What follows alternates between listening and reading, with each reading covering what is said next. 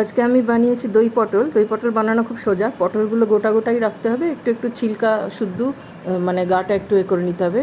তারপরে পটলগুলোকে নুন হলুদ মাখিয়ে ভালো করে চারদিকটা ভালো করে ভেজে নিতে হবে। তারপরে তেলের মধ্যে গোটা গরম মশলা, তেজপাতা, তারপরে শুকনো লঙ্কা এসব ফোড়ন দিয়ে আর একটু কালো জিরে ফোড়ন দিতে হবে।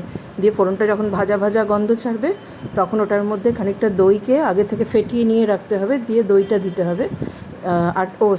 দইটা দেওয়ার আগে একটু টমেটো গ্রেট করে আর একটু আদা আর একটু কাঁচা লঙ্কা গ্রেট করে দিয়ে তারপরে ভাজা ভাজা হয়ে গেলে শেষে দইটা দিতে হবে।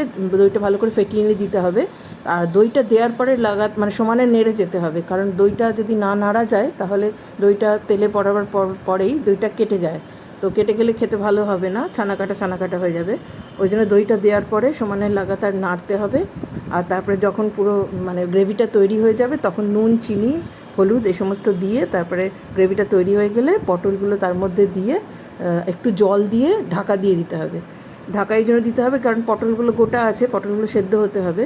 এবার কিছুক্ষণ বাদে ঢাকা সরিয়ে পটল একটা পিঠ সেদ্ধ হয়ে গেলে আরেকটা পিঠ করে দিতে হবে। আর নামানোর আগে অল্প গরম মশলা আর ঘি দিয়ে নামাতে হবে।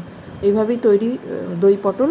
পটল অনেকে খেতে চান না, এই জন্য পটল নিয়ে নানা রকম এক্সপেরিমেন্ট আমি করি। আমার চ্যানেলে আরও পটল নিয়ে এক্সপেরিমেন্ট আছে, করে দেখবেন, ভালোই হবে। এটা খুবই ইজি।